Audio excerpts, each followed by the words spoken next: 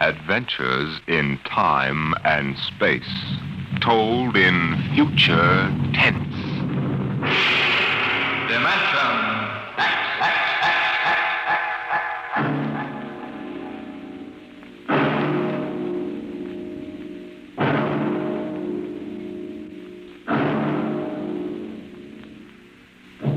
Can you predict the future? Can you tell what will come in 100 years? Or in 10? Or in the next minute? Tonight we present two ventures into the unknown. Two fantasies of the future, chosen from the works of one of our most brilliant young science fiction writers, Ray Bradbury. First, his story entitled, There Will Come Soft Rains.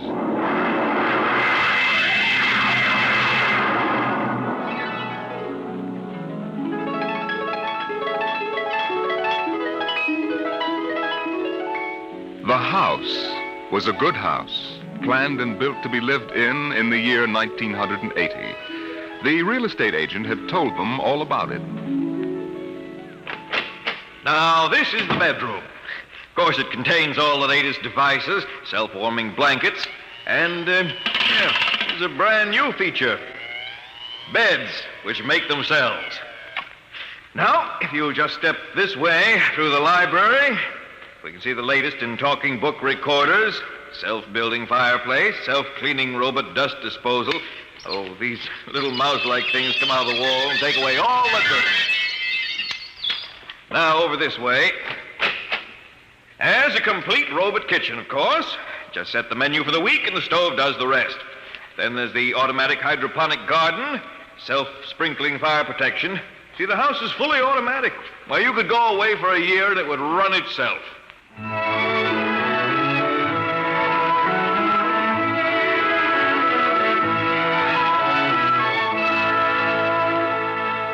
And so the family took the house.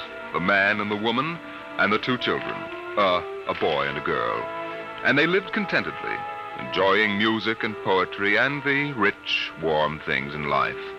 And the house fed them and slept them and entertained them. It made a good life for them. Until one day, there were 10,000 explosions, and the world shook, and red fire and ashes and radioactivity fell from the sky. The happy time was over.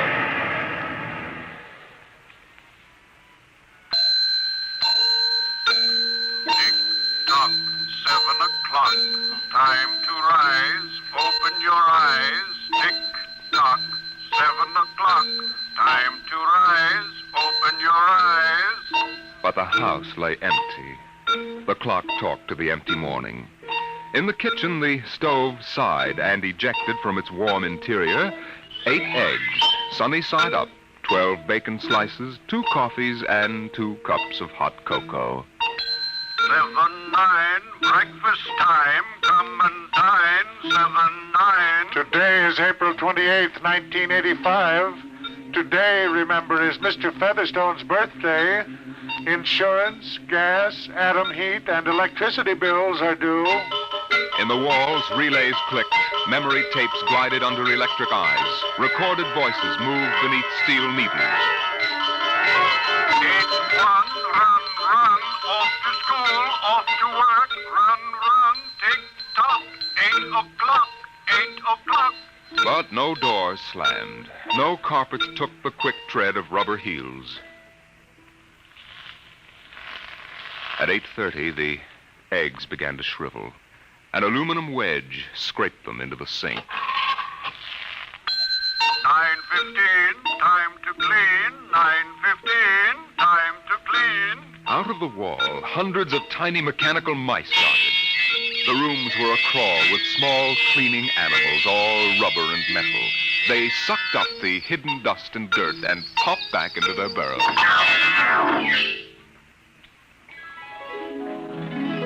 At 10 o'clock, the sun came out from behind the rain. The house stood alone on a street where all the other houses were rubble and ashes. At night, the ruined town gave off a radioactive glow which could be seen for miles. At 10:15, the garden sprinkler filled the soft morning air with golden fountains. The water tinkled, over the charred west side of the house, the side which had been facing the blast. It was blank, except in 5 places. One of the 5 places was a silhouette of a man mowing a lawn, just as he'd been the instant the radioactivity burned his image into the side of the house. Over there, a woman bent to pick flowers. Still further over, their images burned into the wood, where a small boy, hands flung into the air. Higher up, the image of a thrown ball, and opposite, a girl, her hands raised to catch a ball which never came down. 5 people. 5 spots of paint. On the front porch, the dog whined and shivered. The front door recognized the dog's voice and opened. The dog padded in wearily, thin to the bone, covered with sores. It ran to the kitchen and pawed the kitchen door wildly. Behind the door, the stove was making pancakes which filled the house with their odor, as prescribed by the automatic preset menu selector. The dog frothed, ran insanely, spun in a circle, biting its tail, and died. 1 o'clock, 1 o'clock. Delicately sensing decay, the regiments of mice hummed out of the walls, soft as blown leaves, their electric eyes glowing. 1:15. The dog was gone. 2:15. Bridge tables unfolded from the walls of the patio. Playing cards fluttered onto pads. Martinis appeared on an oaken bench. But the tables were silent, the cards untouched.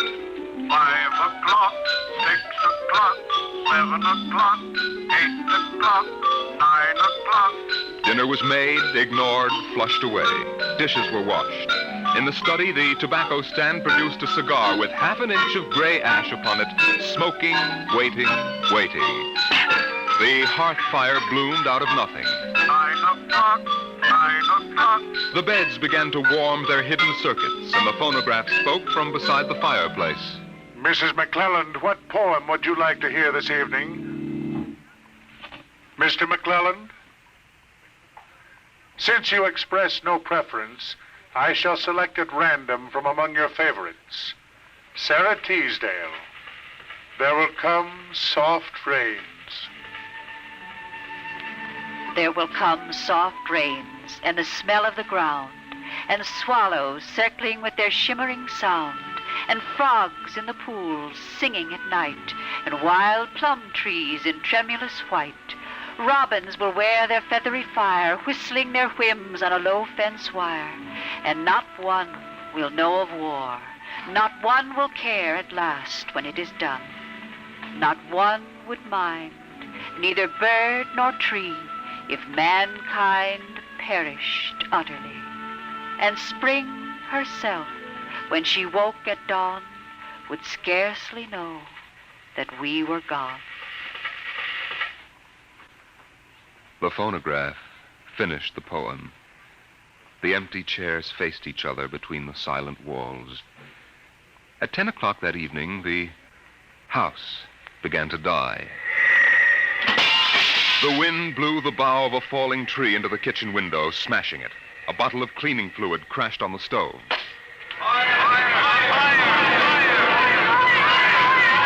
Water pumps shot down from the ceiling. But the solvent spread onto the doors, making fire as it went.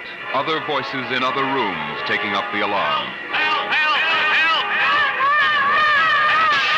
The windows broke with the heat, and the wind blew in to help the fire.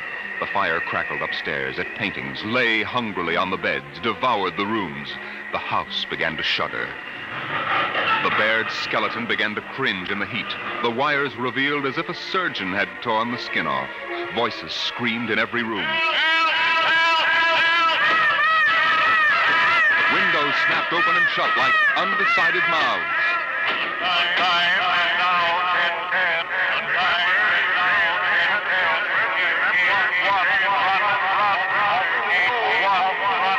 A thousand things were happening at once. Like the interior of a clock shop at midnight, all the clocks were striking, making a merry-go-round of squeaking, whispering, and rushing. In the kitchen, the stove hissing hysterically was making breakfasts at a psychopathic rate.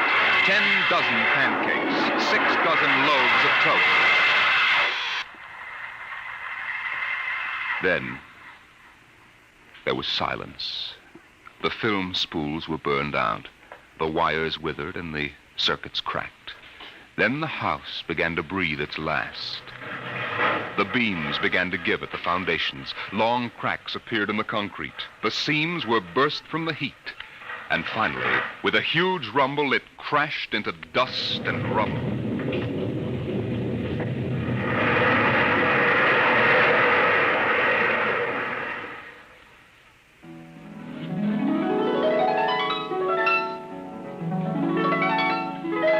Dawn shone faintly in the east. In the ruins of the house, only one wall remained standing. And within the wall, even as the sun rose to shine upon the burning rubble, a voice spoke again and again and again. No one would mind, neither bird nor tree, if mankind perished utterly. And spring herself, when she woke at dawn, would scarcely know that we were gone. That we were gone. That we were gone. That we were gone. Today is April 29th, 1985. Today is April 29th, 1985. Strange are the uses of Providence. Is this how the end will come for mankind, with 10,000 explosions and a flash of radioactive gas? Or will destruction come more subtly, extended to us gently and innocently in, let's say, the hand of a child? Who knows in what manner 0 hour may arrest the world we know?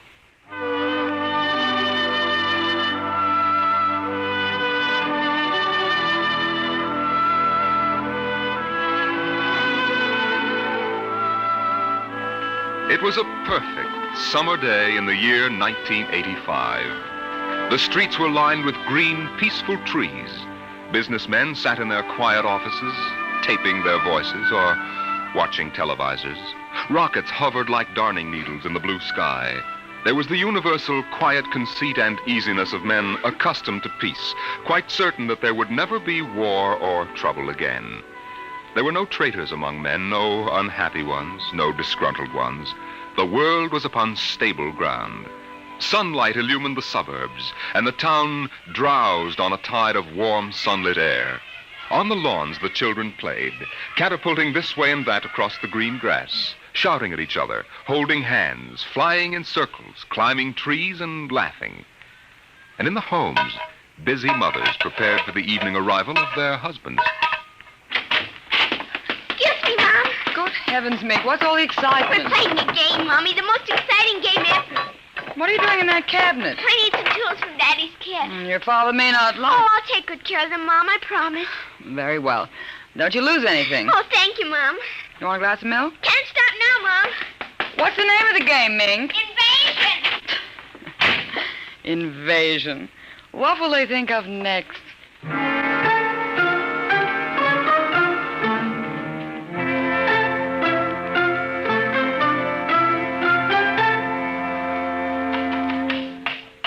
Now this, and this, and this, and this. Now put that there and bring that over here. Oh, no, you ninny. Now get back while I fix this. There, they want it this way, see? Here, just let me fix it. Oh, Mink, it's that smarty pants Joseph Connors. Don't let him play. He's 12 years old. Don't worry, I won't. What you playing, Mink? None of your business, smarty pants. I want to play. Can't. Why not? You're too old. Just 'cause you're only 8. No, you'd only laugh at us and spoil the invasion. Make him go away, Mink. Go away. This is my backyard. Who wants to play with you and your old fairies anyway? They aren't fairies. Nuts to you. I don't want to play anyway. Good riddance. I'm glad you didn't let him play, Mink. He'd only laugh. Now, we'd better talk to Drill and get some more instructions, Art. Now, here's your pad and pencil. Where is Drill? Drill? Here, Drill. Drill? Well, he's in the rose bush, I think. I'll talk to him myself, and you write it down in the pad. Okay. Drill? Drill? Okay. Drill wants you to write down triangle. What's a triangle? Never mind. Drill will tell us when he wants us to know. It helps the invasion. How do you spell it? Well, I'll ask Drill. Drill, how do you spell... Here's your mother, looking out the window. Mink, Yes, Mother? who are you talking to? The rose bush, Mom. Only it's not really a rose bush. That's Drill. Who's Drill? He's planning the invasion. Oh, I see. Well, you better come in and clean up for supper. Your daddy will be home soon. In just a second, Mom. You got that, Art? See now what? 4, 9, 7, and A, and B, and X, and a fork, and some string, and a hexagonal droopy. Come on, Mink. Supper's in 10 minutes. Okay, Mom, just a minute. I have to tell Drill. I wish we didn't have to eat, though. It holds up the invasion.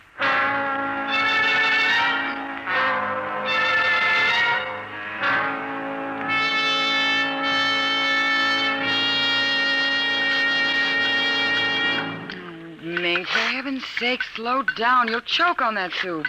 I can't, Mom. It's a matter of life and death. What's a matter of life and death? The invasion. What invasion is that? Oh, just some silly game the children have been playing. Well, whatever it is, Mink, it'll wait until you've finished your supper, I'm sure. I don't want any more. You barely touched anything. Oh, but Drill is waiting for me, Daddy. Drill? Who's Drill? He lives in a rose bush in our backyard. Imagination, Henry. Such nonsense. I've got to run now. You'll sit through dessert, young lady. Oh, gee, Daddy. And while you're at it, tell me more about this new game. It's Martians invading Earth, Daddy. What? Well, not exactly Martians, Daddy. They're from... Well, gee, I don't know. From up. And from inside that little head of yours. You're laughing at me. Drill said you would. You'll kill Drill and everybody. Oh, I didn't know you could kill a Martian. But it's not really a Martian, Mom. Maybe he's from Jupiter or Venus, even. Imagine. They couldn't figure out a way to attack the Earth. We are impregnable. Impregnable, dear. Well, that's the word Drill said, Well, anyway, that was the word, Mom, the same word. Anyway, so we're helping them. Now, who's helping who? Well, the kids are helping the Martians. Oh, fifth column, eh? Well, Drill says in order to make a good fight, you got to have a new way of surprising the people. That way you win. And he says also you got to have help from your enemy. Pretty slick, those Martians, using the kids for a fifth column, eh, Mary? And hiding under rose bushes, too, Henry. Don't forget that. Well, that's because grown-ups never look under rose bushes. Only kids. Oh, I see. Well, finish your fruit, darling. You can play for an hour afterward. Mary. Oh, it's so nice out, Henry, and there's no school tomorrow. Very well. Till 8 o'clock. Drill says after the invasion we can stay up as late as we want. No more bets either. Oh, is that We so? can watch all the grown-up televisor shows. I don't wonder this invasion has caught on among the kids. Well, some of the kids are giving us trouble, like Dale Britz and Petey Jarrett. They're growing up so they won't believe in the invasion. They make fun, worse than parents even. I hate them worst. We'll kill them first. I hope you're saving your father and me for last. But Drill says you're dangerous. What? But I think they'll let me keep you because I'm helping so much. I'll talk to Drill. Maybe we won't have to kill you. Mary, I think this nonsense has gone far enough. Can I go out now, please? Well, run along, dear. Don't worry, Dad. I won't let them hurt you. Mary, I think the child's taking this game entirely too seriously. Invasion. Now, Henry, you know how Mink is. Besides, all children have their aggressions. Better to get them out in the open, I suppose. Maybe you're right. I was wondering about bridge with the Jacksons tonight, Mary. All right. But, you look tired, dear. Why don't you sit in the relaxer for a while and get a massage? I'll sew for a while until it's time to... Oh, I wanted to call my sister Helen. Oh, good. Find out when her husband's going to return my golf clubs.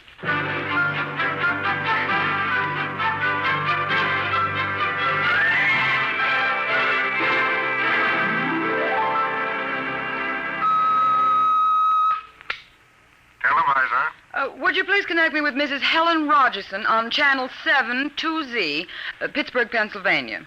What is your channel, please? 817X, New Rochelle, New York. Thank you. Just a moment. Go ahead. You can see your party now. Hello, Mary. How are things in New York? Fine, Helen. How are things in Pittsburgh? You look tired. Oh, I've been having a terrible time with the children. Sick? No, just underfoot. They've got a new game that's got me just about crazy. It's called Invasion. Did you say invasion? That's right. Well, isn't that strange? My Mink is playing it, too. My boy Tim is all involved with some imaginary fellow named Drill who's running the invasion. Must be a new password. Mink likes him, too. How do you suppose these games start? My backyard looks like a scrap drive. They've got every conceivable kind of mechanical gadget arranged out there. I talked to Josephine Schiller in Boston, and she says her kids are wild about it, too. It's sweeping the country. Remember when it was the Roomba? Please, dear, I'm not that old. Mommy! Oh, please, Minky, I'm on the televisor. Come on, see your Aunt Helen. Hello, Mink. Hi, Aunt Helen. Look what I've got. What is it, honey? Well, it's the yo-yo. Look when I unroll it. See? Well, Helen, look, it vanished. Where did it go? Into another dim... She means dimension. I'll say the darndest thing. My Timmy brought one home, too. I can't figure out how they work. Make it reappear, honey. Well, there. See, it's easy. Oh, where'd you get it, dear? Drill gave it to me, Mom. Mink? Bye, Aunt Helen. Gotta run now. Mink, you come back here. I want to talk to you. Can't, Mom. 0 hours, 5 o'clock. Mink! Bye! Oh, I can't understand it. The child's never been so unruly. Helen, do you suppose that... What? Oh, nothing. Just a wild thought that... Say, the reason I called, I want to get that black and white cake recipe, and Henry wants his golf clubs. I don't know what he'll do. What was that? I don't know. One of the children must have been hurt. I'll have to run and see. Call me back tonight, will you? All right, Mary. Bye. Mink, come here. Yes, Mom. What is it? Who screamed? Peggy Ann. All right, what happened? Well, she got scared and went home. Did you hit her? No, she just got scared. She's a scared baby anyway. We won't let her play anymore. She's getting too old.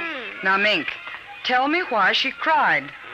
No, I can't. Mink, you'll answer me this instant or come inside. I've had enough of this nonsense. Gee, I can't quit now, Mom. It's almost 0 hour. Then tell me what frightened Peggy Ann. Okay, she saw Drill. Drill? He almost came through. He was just testing. Through what? Well, those pipes and things we set up.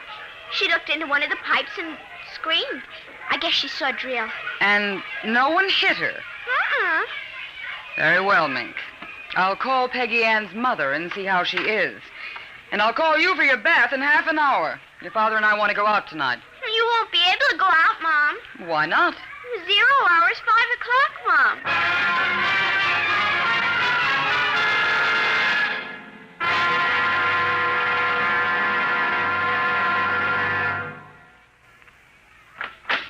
Hello, dear. Oh, you home already, Henry? Yes, I thought I'd relax a little before we went to theater. Where's the little one? Out back. Same game. Same game. They've got a stack of pipes and hammers and spoons a mile high out there. Children, why do we have them? Yeah, strange little creatures, aren't they? Even Mink, Henry. She's a part of us, and yet what do we really know about how she thinks and feels? Oh, I didn't mean to start a philosophic discussion. Kids are such a queer mixture of love and hate, though. Even normal, healthy kids. They need you, and they're dependent on you, and yet they resent that dependence. You sound like a child psychology course I once took. I wonder if they ever really forgive the whippings and the commands we have to give them sometimes. I wonder if we ever forgot them when we were children. Look, I'd like to discuss this with you, dear, but we do have a theater date, and it's almost 5 o'clock now. What's happened to the kids? They're so quiet. When children are quiet, you know there's some mischief. What's that sound? I don't know. Those kids aren't playing with anything electrical, are they? I'm sure they aren't. At least I Just don't... the same, I'd better go out and Henry. see. Tell them to put off the invasion. What? Mary, don't get upset. It's just a game.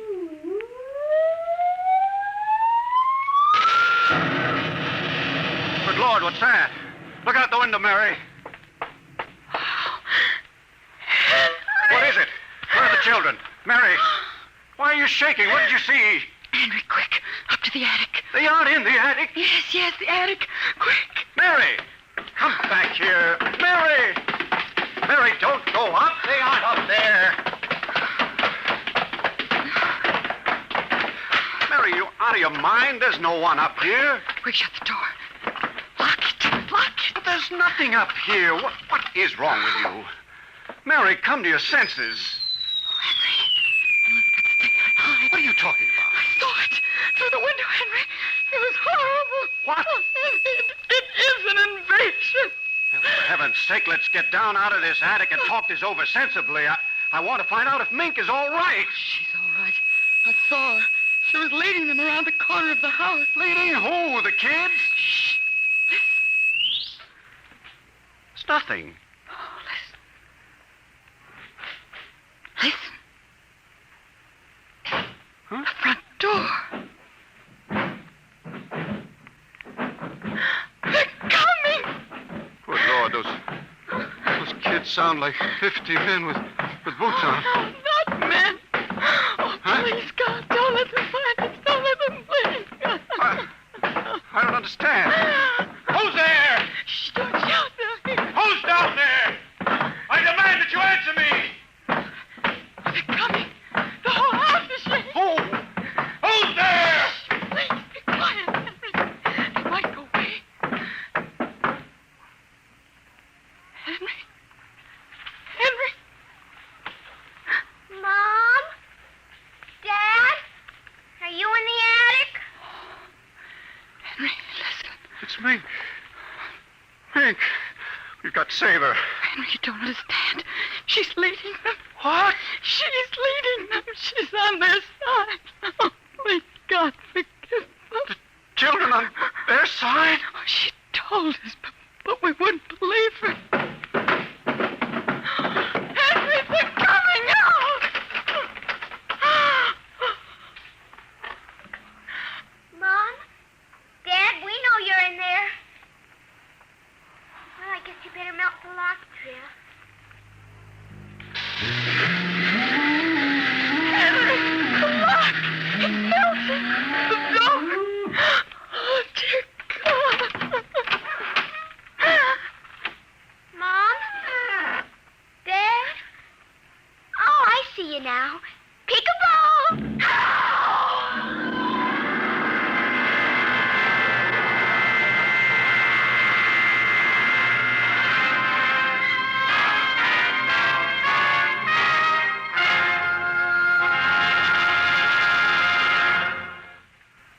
You have just heard another adventure into the unknown world of the future, the world of Dimension X.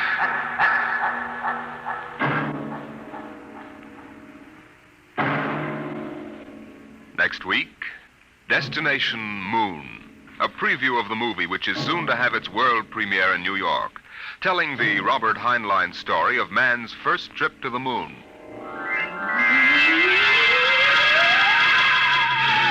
Tonight's adventures in Dimension X, There Will Come Soft Rains, and 0 Hour were written by Ray Bradbury and adapted for radio by George Lefferts. Featured in the first story as narrator was your host, Norman Rose. The leading players in 0 Hour were Denise Alexander as Mink and Rita Lynn as the mother, Roger DeKoven as the father. Music by Albert Berman. Engineer Don Abbott.